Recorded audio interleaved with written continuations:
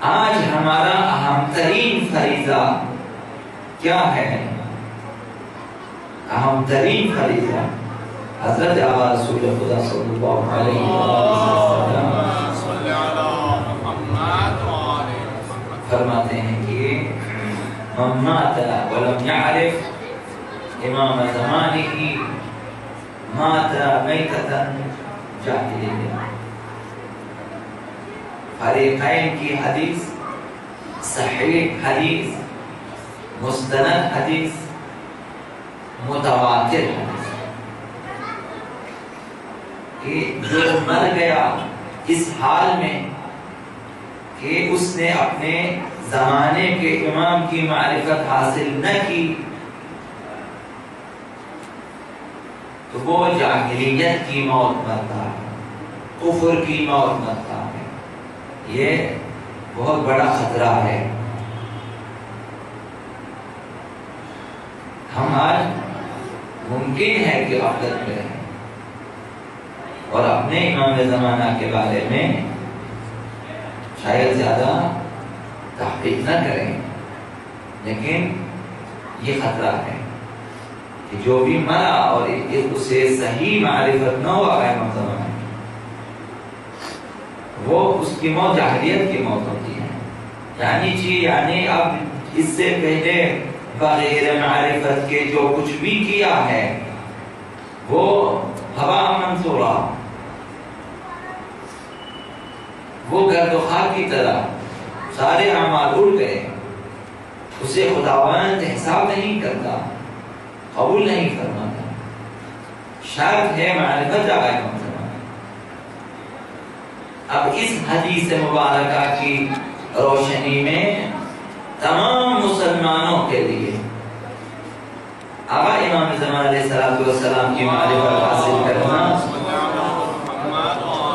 ان کی شناخت، ان کی جو عقیدتی شناخت ہے، فکری شناخت، وہ جو اسلامی شیعی فکر ہے، وہ شناخت حاصل کرنا ہر مسلمان کی زندگی کا اہم ترین فریضہ یہ ہے۔ ہر مسلمان کی توحید و رسالت کو جو لوگ تسلیم کرتے ہیں، ان کی زندگی کا اہم ترین مسئلہ امام زمان کی معرفت ہے۔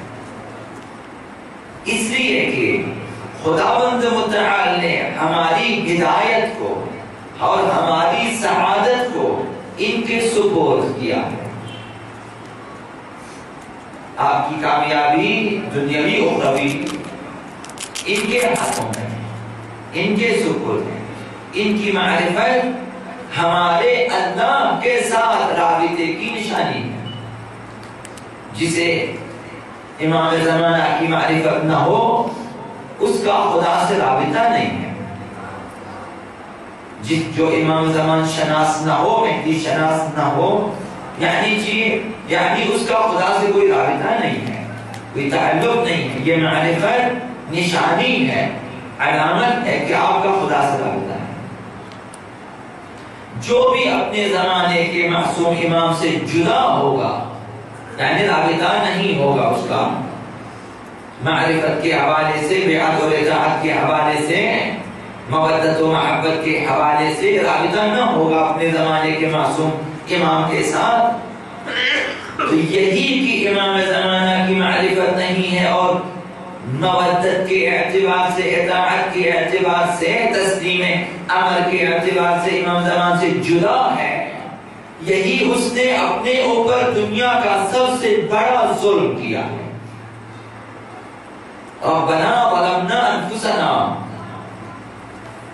جس طرح بنی اسرائیل نے کہا کہ خدایا ہم نے اپنے اوپر ظلم کیا، یہ سب سے بڑا ظلم ہے کہ انسان اپنے زمانے کے امام کی معرفت حاصل نہ کرے۔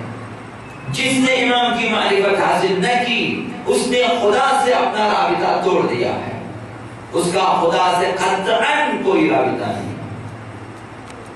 خداوند اس کے رابطے کو قبول نہیں کرتا، اس کی عبادتوں کو قبول نہیں کرتا، اس کی دعاؤں کو قبول نہیں کرتا۔ ناقابل بخشش گناہ کیا ہے۔ یہی کہ امام سے رابطہ نہ ہو، اس کی وجہ سے خدا سے رابطہ ٹوٹ جاتا ہے۔ آپ کی پرستش کا خدا کی پرستش کے ساتھ رابطہ نہیں ہے، وہ اصل بندگی نہیں ہے آپ کی۔ جو کچھ بھی آپ کرتے ہیں بغیر معرفت جو کچھ بھی کرتے ہیں وہ بندگی نہیں ہے، وہ اپنی خواہشات کی پیروی ہے۔ تو یہی کہ آقا امام زمان سے رابطہ ٹوٹ جائے اور خدا سے رابطہ ٹوٹ جائے، یہی گمراہی ہے، یہی دین سے خارج ہونا ہے، یہی جہالت ہے اور یہی کفر کی موت ہے۔ اسلامی زندگی میں، آپ کی اسلامی زندگی میں اولین فریضہ امام معصوم کی شناخت ہے۔ اولین فریضہ اسلامی زندگی میں، آپ مسلمان ہوئے، شہادتیں پڑھ لی ہیں، اب آپ کی زندگی جو اسلامی ہے شروع ہے، اولین کام آپ کا یہ ہے کہ معرفت امام زمان۔ اس سلسلے میں کسی بھی قسم کی کوتاہی، کسی بھی قسم کی سستی، اس کا نتیجہ کفر و ضلالت و گمراہی کے سوا اور کچھ نہیں نکلے گا۔ کوتاہی جائز نہیں ہے اس سلسلے میں، غفلت حرام ہے اس سلسلے میں۔ یہی کامیابی ہے کہ آپ اپنے آقا امام زمان کی شناخت حاصل کریں، کامیابی اسی میں ہے۔ حضرت آقا امام محمد باقر علیہ السلام انہوں نے فرمایا، یہ آپ کی کامیابی کو بیان کیا اس میں، جو لوگ مہدی شناس ہیں، امام زمانہ شناس، فرمایا کہ من مات وهو عارف لامامه، دو قسم کے افراد ہوتے ہیں، ایک من مات ولم يعرف امام زمانے، بغیر معرفت کے مرتا ہے، ایک جو باقی من مات وهو عارف بامامه، ایک یہ شخص ہے جو امام کی معرفت لے کے مرتا ہے، جو بغیر معرفت کے مرتا ہے اس کے بارے میں پیغمبر اسلام نے فرمایا کہ مات میتۃ جاہلیہ، وہ جہالت کی اور کفر و ضلالت کی موت مرتا ہے۔ اب جو اپنے امام کی معرفت لے کے مرتا ہے اس کے بارے میں پانچویں امام نے فرمایا کہ کمن ہوا مع القائم فی فسطاطہ، یہ اس شخص کی مانند ہے جو آقا امام زمان علیہ السلام کے خیمے میں ہو۔ معرفت کے کامیابی اس حد تک کہ آپ کو ائمہ نے اٹھا لیا، اس حد تک نزدیک کیا کہ آپ کو دعوت دی، آپ کو اجازت ملی کہ خیمہ آقا امام زمان میں داخل ہو۔ معرفت کے ساتھ مرنے والا قبر میں جاتا ہے لیکن وہ خیمہ آقا امام زمان میں ہوتا ہے، خیمہ آقا امام زمان میں ہوتا ہے۔ بغیر معرفت کے جو مرتا ہے وہ جاہلیت کی موت مرتا ہے، حشر نشر اس کا فرعون